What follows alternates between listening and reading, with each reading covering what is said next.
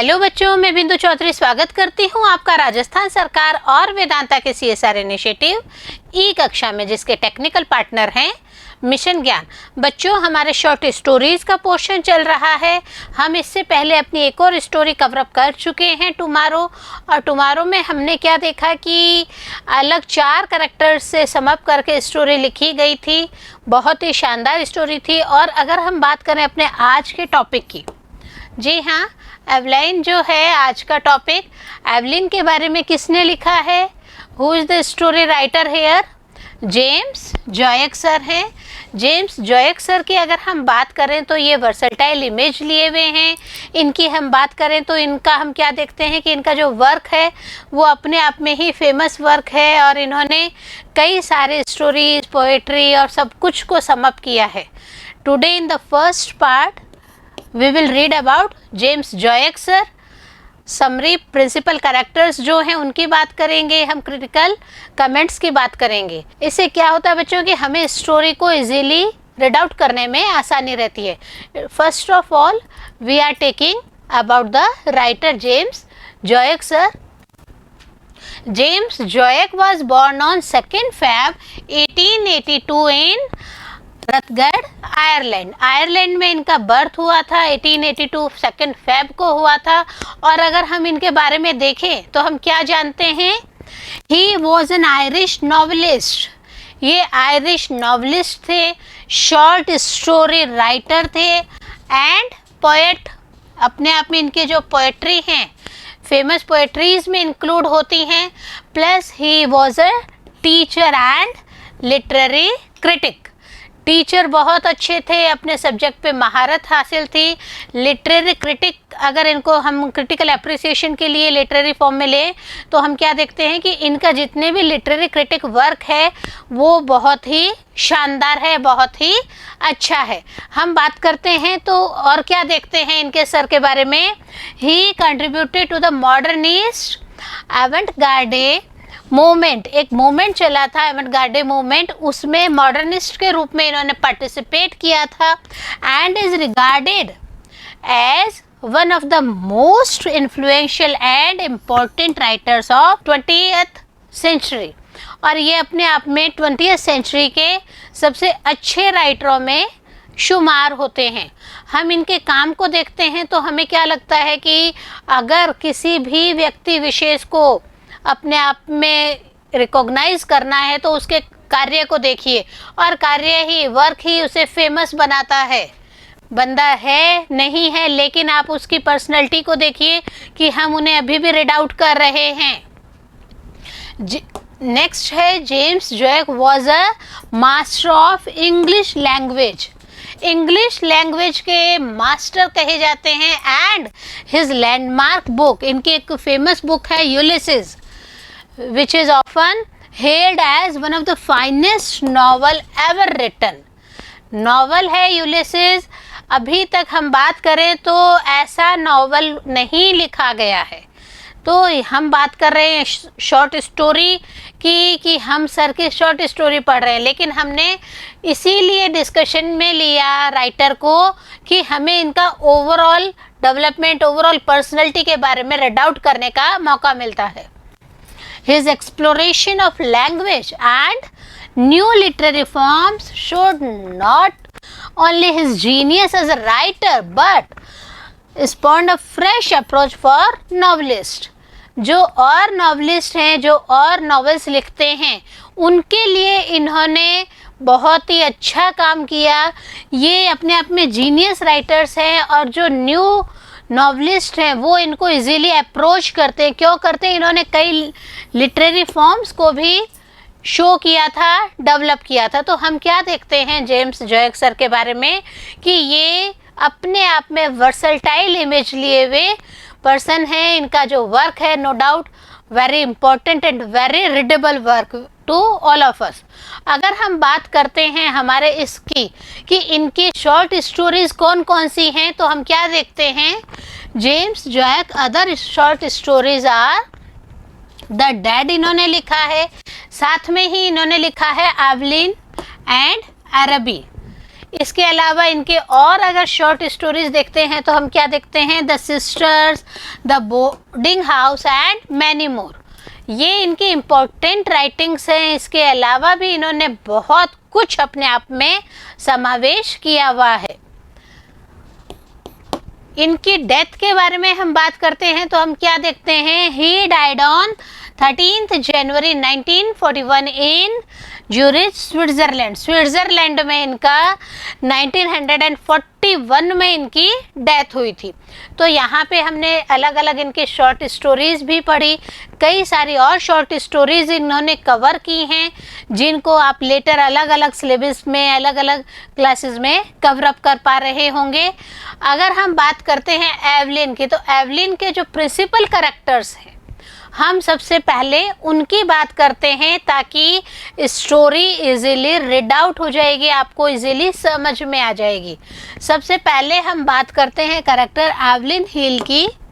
Evelyn हिल जिनके नाम पे ही यह शॉर्ट स्टोरी लिखी गई है, इनका कैरेक्टर अगर हम देखते हैं तो हम क्या देखते हैं, the protagonist of the story Evelyn is a hard working Irish woman around age 19, living with her father in her childhood home in Dublin. She lives a hard life.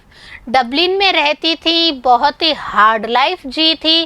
क्यों जी थी, क्योंकि इनके जो फादर हैं वो काम करते थे, बट फैमिली की सारी रेस्पॉन्सिबिलिटीज़ एवलिन के ऊपर आ गई थी। अपने बहन भाइयों की देखभाल करना इनके ऊपर आ गया था, तो ये कई बार प्रोटैगनिस्ट भी हो जाती हैं। 19 इयर्स की लड़की है, कुछ इनकी आशाएं हैं, इच्छाएं हैं, बट कहीं ना कहीं इनका जो ट्रेडिशन कल्चर सिस्टम है वो इनको कंप्लीट होने से रोकता है कि क्या ये अपने आप में बाहर जाके लव मैरिज कर पाएंगी या नहीं कर पाएंगी। जैसे जैसे हम स्टोरी पढ़ेंगे आप इसे समझेंगे बच्चों मेरे साथ में। सेकंड कैरेक्टर की अगर हम बात करते हैं तो सेकंड कैरेक्टर का हम क्या देखते हैं, फ्रैंक हैं। वो कौन हैं, ओरिजिनली फ्रॉम डबलिन, यही भी डबलिन के रहने वाले हैं, परंतु अब ये डबलिन नहीं रहते हैं, but currently A seller with a home in Buenos iris. अब इनका जो होम है वो चेंज हो गया है, ब्यूनस आयरिस में ये रहने लग गए हैं। और क्या काम है इनका, सेलर हैं ये, okay. Frank meets Evelyn on a visit to Dublin. एक बार क्या होता है, फ्रैंक डबलिन आते हैं, और डबलिन आते हैं तो वो एवलिन से मिलते हैं, और एवलिन से मिलने के बाद में इनको लगता है कि हो सकता है ये मेरा परफेक्ट मैच है, और इसीलिए वो उनको लव करने लगते हैं। एवलिन की तरफ से भी कहीं ना कहीं कुछ ना कुछ अट्रैक्शन होता है, बट लेटर ऑन जब उनके फादर को पता चलता है वो भी मना करते हैं। यहाँ पे देखिए एवलिन जो है वो फ्रैंक को डिस्क्राइब कैसे करती हैं, Evelyn describes him as kind, बहुत ही काइंड पर्सन है, मैनली है। और कौन है फ्रैंक, ओपन हार्टेड पर्सन है and likes hearing his stories.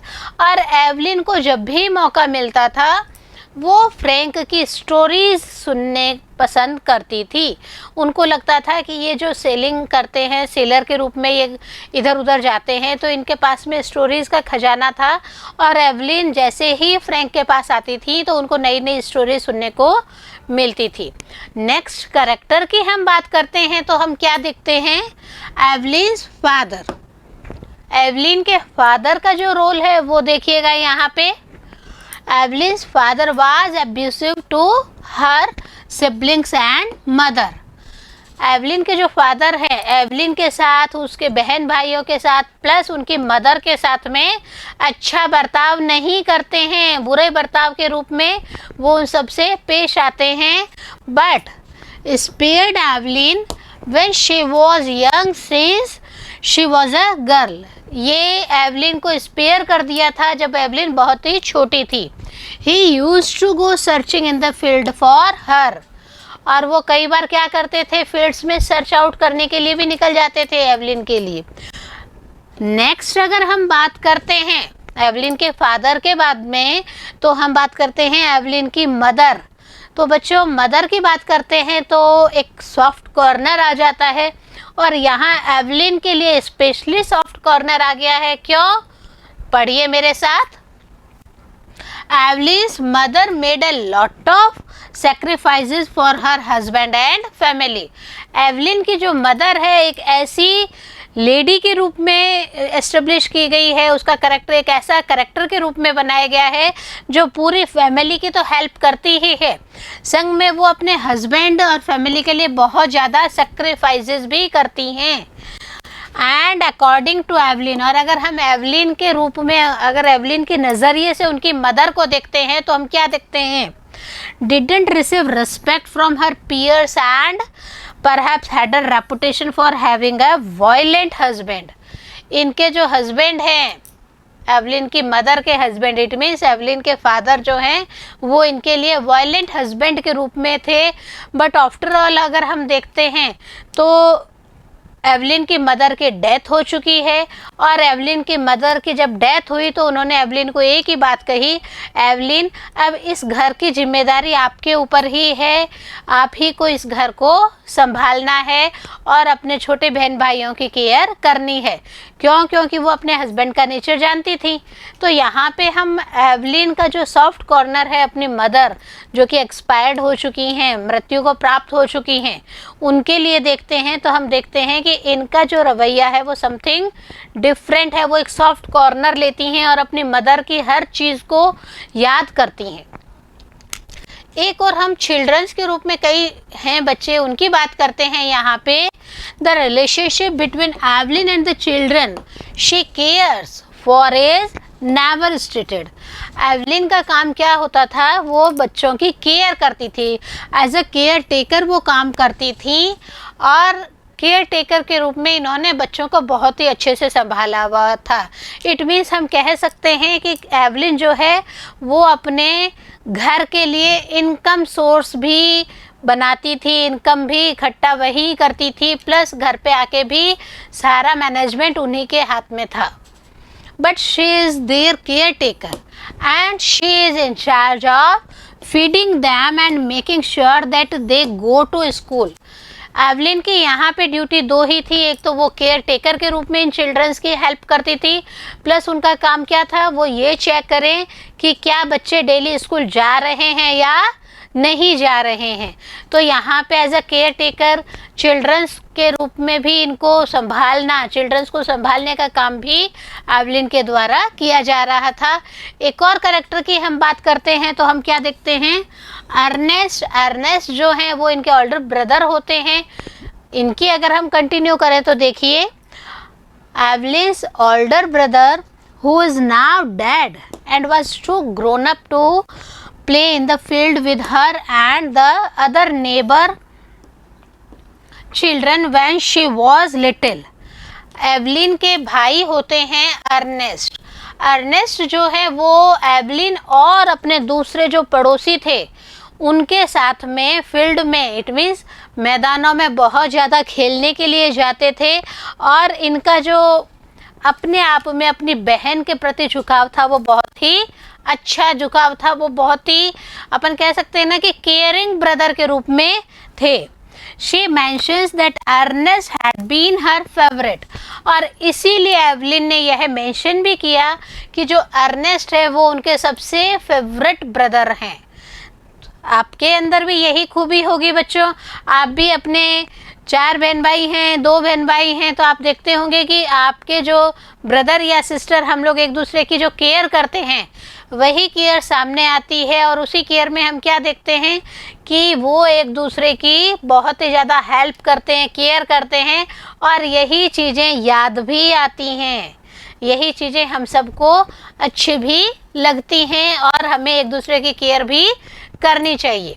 Next character की हम बात करते हैं तो नेक्स्ट कैरेक्टर है हैरी। हैरी भी जो है एवलिन का सिबलिंग ही है। इनकी बात करते हैं। The only other sibling that Eveline names, Eveline इनको नाम से ही बुलाती थी। He currently works in the church decorating business, और अब इनका काम क्या था? हैरी जो हैं वो चर्च को डेकोरेट करने के बिजनेस में लगे हुए थे।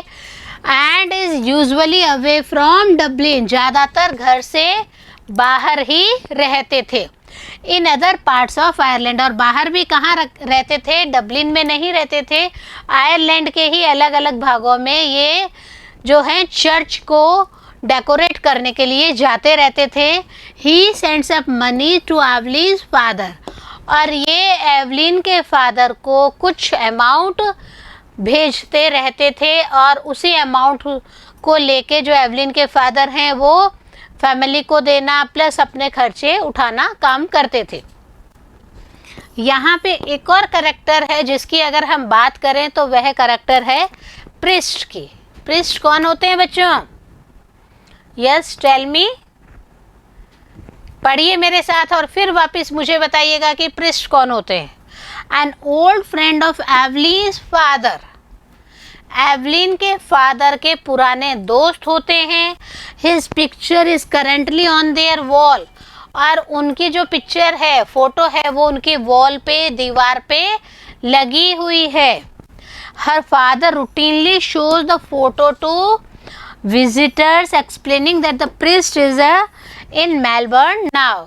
उनके जो फादर हैं, कोई भी उनके घर गेस्ट वगैरह आते थे, विजिट करते थे, तो फोटो दिखा के यह ज़रूर बताते थे कि अब ये जो मेरे फ्रेंड हैं, प्रिस्ट हैं, पादरी हैं, जो कि चर्चिज़ में फादर के रूप में काम करते हैं, प्रिस्ट के रूप में काम करते हैं, तो वो अब कहाँ काम कर रहे हैं? मेलबर्न में काम कर रहे हैं। तो प्रिस्ट का आपको बच्चों समझ में आ गया होगा। प्रिस्ट का है यहाँ पे पादरी जो चर्च इत्यादि में काम करते हैं। एक और करैक्टर है यहाँ पे मिस गैवन। मिस गैवन की हम बात करते हैं तो हम क्या देखते हैं? The owner of the stores where Evelyn works, जहाँ पे एवलिन काम करती थी। मैंने आपको बताया एवलिन जो है ना सिर्फ घर संभालती थी, अपने छोटे बहन भाइयों को संभालती थी, बल्कि ये स्टोर इत्यादि में भी काम करती थी। She seems to single out Evelyn and scrutinize her more heavily in front of customers, which implies that Evelyn has a reputation of some kind. यहाँ पे जो मिस गैवन है, वो जो भी उनके यहाँ पे कस्टमर्स आते थे, उनके सामने एवलिन से इस तरह बर्ताव करती थी, यूँ लगता था कि जो एवलिन है वो रेपुटेशन ली हुई लेडी है। इट मीन्स उनकी एक अलग पर्सनैलिटी है, अलग इमेज है। जब हम कहते हैं कि एवलिन की एक अलग इमेज है, तो क्या है इमेज? हम इस शॉर्ट स्टोरी में इसी को कवर अप करते हैं। तो हम क्या पढ़ते हैं? About the story. स्टोरी में पढ़ते हैं सबसे पहले तो कि एवलिन जो है वो कितने साल की थी। हमने प्रिंसिपल कैरेक्टर्स में भी इसको ऑलरेडी मेंशन करके बताया हुआ है। अब इसकी समरी है, उसमें हम इसको चेक करते हैं। एवलिन हील जो है वो 19 ईयर ओल्ड वुमेन है who works in Dublin shop. Dublin की शॉप में काम करती हैं। Seats inside her families house recalling childhood including some happy memories as well as her father's drunken brutality to her and her siblings.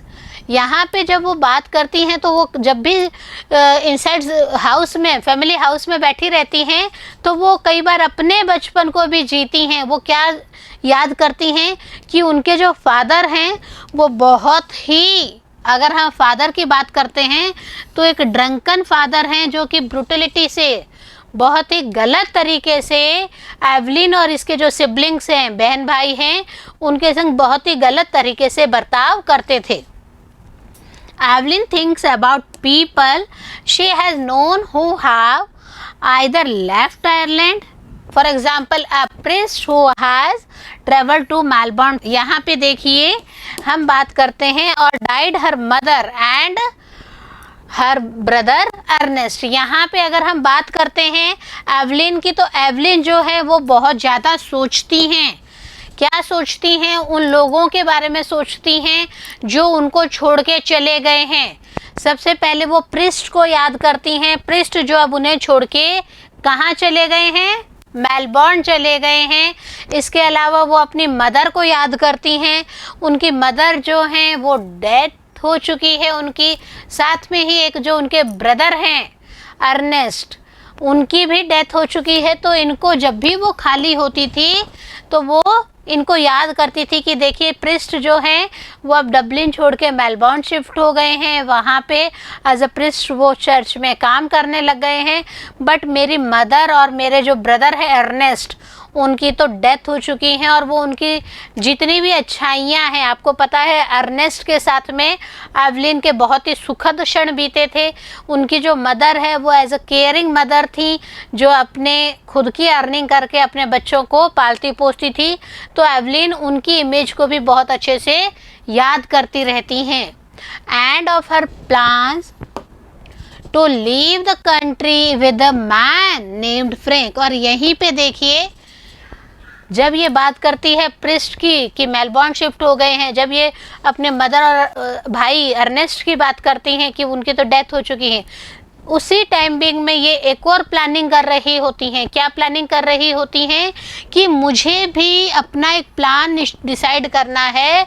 क्या plan decide करना है कि मैं इस कंट्री को छोड़ के फ्रैंक नाम के एक बंदे के साथ में यहाँ से भाग जाऊंगी। एवलिन जो है 19 इयर्स की हो गई हैं, उनके फादर बिल्कुल ध्यान नहीं दे रहे हैं उनके ऊपर। तो एवलिन जो है फ्रैंक नाम के एक जो सेलर हैं उनके साथ में रहने लग जाती हैं, उनके साथ में उनकी फ्रेंडशिप हो जाती हैं, रहती नहीं है, फ्रेंडशिप हो जाती है उनकी। और वो प्लानिंग करती हैं कि वो देश छोड़ के फ्रैंक के साथ में चली जाएंगी। She recalls meeting Frank, meetings जो हैं उनको भी याद करती रहती हैं। N Irish seller now living in Argentina and dating him while he visited Dublin on vacation. जब भी फ्रैंक जो हैं छुट्टियों में डबलिन आते थे तो वो ज़्यादातर जो समय है अपना एवलिन के साथ बिताते थे। और एवलिन इन्हीं सबको याद करती हैं कि फ्रैंक जो अर्जेंटीना सेटल हो गए हैं, वो उनकी यादें, उनकी बातें, उन्हीं सबको वो रिकॉल करती रहती हैं, याद करती रहती हैं। Evelyn also thinks about her father's disapproval of Frank and of her promise to keep the home together as long as she could before her mother grew deranged and died। यहाँ पे हम क्या देखते हैं कि थोड़े दिनों बाद में एवलिन और फ्रैंक के रिलेशन की, उनकी फ्रेंडशिप की जो बात है वो एवलिन के फादर को पता चल जाती है। और एवलिन के फादर क्या कहते हैं, देखिए यहाँ पे एवलिन के फादर क्या कहते हैं कि आपका और फ्रैंक का रिश्ता मुझे बिल्कुल भी पसंद नहीं है। वो डिसअप्रूव कर देते हैं इस चीज़ को कि मुझे ये रिश्ता बिल्कुल भी पसंद नहीं है। और वो उनको क्या कहते हैं कि आप जितना हो सके घर पे ही रहिए। और यही सब बातें जो उनकी मदर की हैं, डिअरेंज्ड एंड डाइड, जब उनकी मदर थी और वो बातें करती थी तो यही सब बातें उनको दिमाग में आती हैं। तो क्या एवलिन फ्रैंक के साथ चली जाएंगी या अपनी मदर की जो अच्छी संस्कार वाली बातें हैं उनको ध्यान में रख के वो रुक जाएंगी। See this one. Later gripped by fear of the unknown and probably guilt as well, Evelyn finds herself unable to board the ferry to England। होता क्या है, एवलिन जो हैं वो जहाज के वहाँ तक पहुँच जाती हैं, लेकिन जो रैंप होता है, रैंप के उसको रेलिंग को पकड़ के वो वहीं खड़ी रह जाती हैं। उनको अपनी मदर की बात याद आती है। एवलिन, मेरे मरने के बाद में आपको ही इस घर को प्लस अपने छोटे बहन भाइयों को, सिबलिंग्स को संभालना है। मेरे बाद में आपकी ही ये जिम्मेदारी है। और यही कुछ जो बातें हैं एवलिन को याद आती हैं। और एवलिन जो हैं, सेलर फ्रैंक जो ऑलरेडी जहाज पे बैठ चुके हैं, बार बार आवाज़ लगा रहे हैं एवलिन को कि आइए एवलिन हम लोग रवाना होते हैं। बट एवलिन नहीं जाती हैं। देखिए, मैंने आपको पूछा था इस चीज़ का, इसी का आंसर है ये। एवलिन नहीं जाती हैं। एवलिन को एक गिल्ट फील होती है, अपने आप में ही पश्चाताप होता है कि मैं यह गलत काम कर रही हूँ। where she and Frank are scheduled to meet a ship bound for South America and he leaves without her. देखिए कहाँ की बात है, मैंने यह भी बता दिया आपको कि साउथ अमेरिका के लिए वो जा रहा है, शिप उसमें जाते हैं, बट जो यहाँ पे हम एवलिन की बात करते हैं, एवलिन जो है वो रैंप की जो पिलर है उसका पकड़ के, उसको रेलिंग को पकड़ के ही खड़ी रह जाती हैं और उनको गिल्टी फील होती हैं, उनको बहुत ही पश्चाताप फील होता है। वो कहती हैं नहीं, मेरी मदर सही कहती थी, मैं समय आने पे मेरे साथ सब कुछ अच्छा होगा।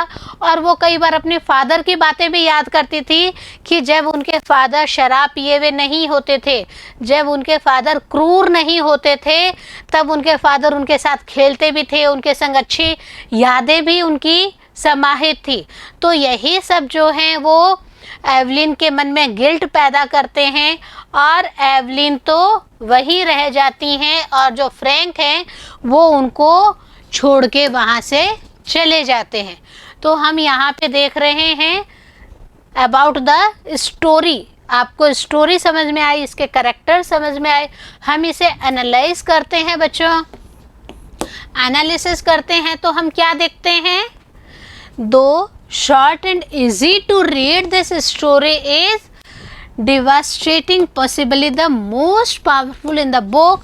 The other candidate for that honor would be the dad. यहाँ पे हम क्या कहते हैं कि मोस्ट बहुत ही अच्छी, इजी है रीड करने में और पावरफुल स्टोरी है। पावरफुल इट मीन्स जो एवलिन का करेक्टर है वो कहीं ना कहीं अपने कल्चर और ट्रेडिशंस को फॉलो अप करता हुआ लगता है। फॉर अ मीन टाइम ये भटक जाती हैं, बट इन द लास्ट वो क्या डिसीजन लेती हैं, मैं जो है फ्रैंक के साथ नहीं जाऊंगी, मैं मेरे परिवार के साथ ही रहूंगी। It is yet another Dubliners tale about paralysis as Evelyn stands to the pair at stories and frozen in place by fear and guilt. देखिए यहाँ पे द डैड जो है एक और स्टोरी है जो कि जेम्स जॉय के द्वारा ही लिखी गई है, वह भी उतनी ही इमोशनल है। और यहाँ पे हम क्या देखते हैं कि ये जो द डैड है स्टोरी, ये भी डबलिन के अंदर ही लिखी गई है, डबलिन के सर्कमस्टांसेस को कवर करती हैं। वैसे ही एवलिन जो स्टोरी है वह भी इसे ही कवर करती हैं, डबलिन टेल के नाम से ही है ये भी। और हम क्या देखते हैं कि एवलिन जो हैं इस स्टोरी के एंड में एकदम फ्रिज की तरह, ठंडा बर्फ की तरह वो वहाँ पे खड़ी रह जाती हैं। वो क्यों नहीं जाती, because of fear and guilt. उन्हें पश्चाताप होता है, उन्हें डर लगता है। किसका डर लगता है, अगर मैं चली गई तो मेरे बहन भाइयों का क्या होगा, अगर मैं चली गई तो मेरे जो फादर हैं उन्होंने कई अच्छे क्षण भी मेरे साथ बिताए थे, उनका क्या होगा, अगर मैं घर छोड़ के चली गई तो मेरी मदर को जो मैंने प्रॉमिस दिया था उसका क्या होगा। तो यही जो सर्कमस्टांसेस हैं ये एवलिन में फियर और गिल्ट पैदा कर देते हैं। She wants to leave Ireland but she quite literally can not move, speak और even express emotions on her face.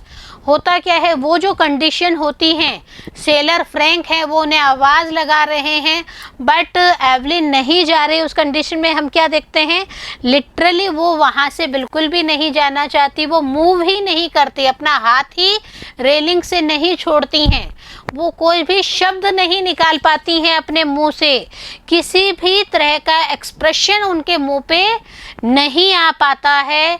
और इन द लास्ट हम क्या देखते हैं, फ्रैंक जो है उन्हें छोड़ के चले गए हैं बट एवलिन अपने आप में सेटिस्फाई फील करती हैं कि मैंने किसी भी टाइम मेरे फादर ने मुझे प्यार किया, उसकी खातिर, मेरे परिवार के खातिर, मैंने मेरी मदर को जो प्रॉमिस दिया उसकी खातिर मैं नहीं जाऊंगी घर छोड़ के। A crippled childhood friend called Little Georg, whom Evelyn recalls early in the story, perhaps foreshadows her own eventual paralysis. यहाँ पे हम क्या देखते हैं, जो एवलिन है वो अपने बचपन की एक फ्रेंड है, उनके बारे में बात करती हैं, लिटिल क्योक के बारे में. और यहाँ पे हम इनके जो आपस के कैरेक्टर्स हैं इनको भी कई बार क्या देखते हैं, घुलता मिलता हुआ देखते हैं. Death pervades Eveline too. Death भी जो है एवलिन को रोकती है. किससे रोकती है? The deaths of her mother and her brother Ernest and of a girlhood friend named Tizzie Dunn. 3 जनों की डेथ का इस स्टोरी में वर्णन किया गया है.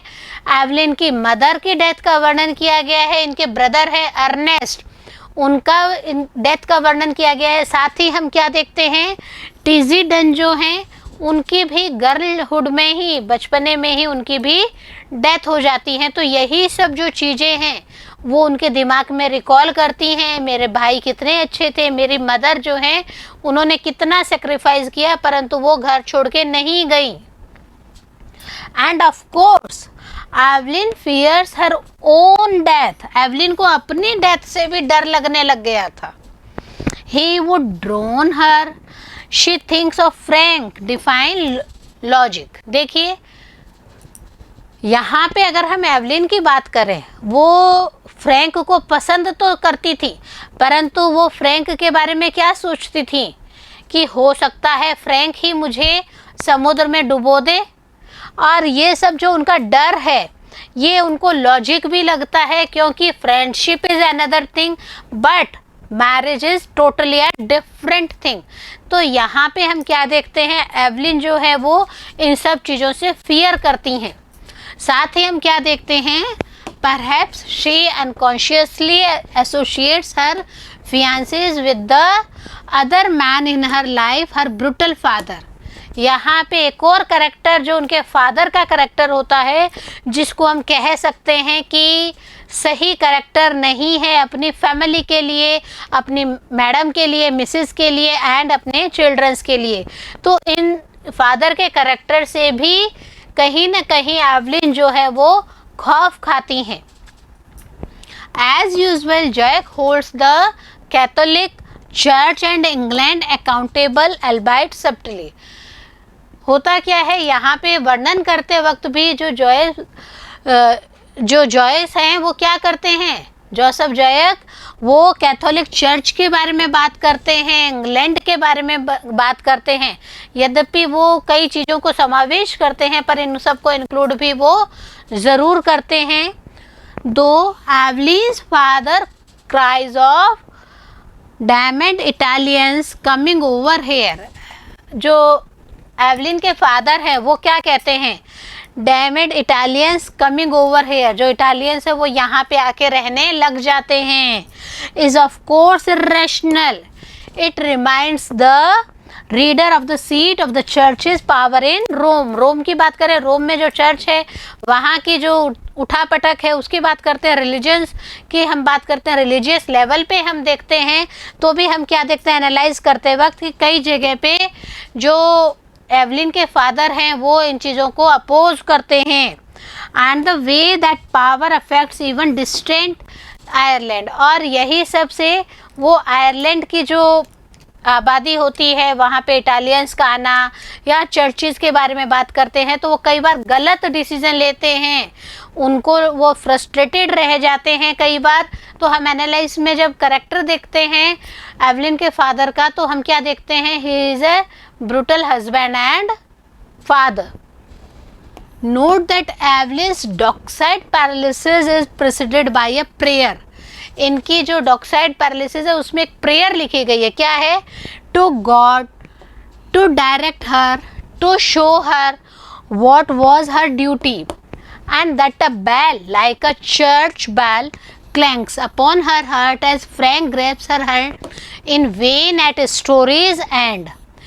स्टोरी के लास्ट में होता क्या है, जब फ्रैंक उनका हाथ पकड़ते हैं और उनको कहते हैं कि चलिए हम डबलिन छोड़ के चले जाते हैं, उस समय एवलिन के जो मन में आवाज़ उठती है वो क्या कहते हैं कि हे भगवान मुझे रास्ता दिखाइए, मुझे निर्देशित कीजिए कि मेरी एक्चुअल ड्यूटी क्या है। और उसी वक्त उनके जैसे चर्च में बेल बजती है, वैसे ही उनके दिमाग में भी कहीं ना कहीं क्लैंग होता है और वो अपने दिल की सुनती है। क्या सुनती है देखिए।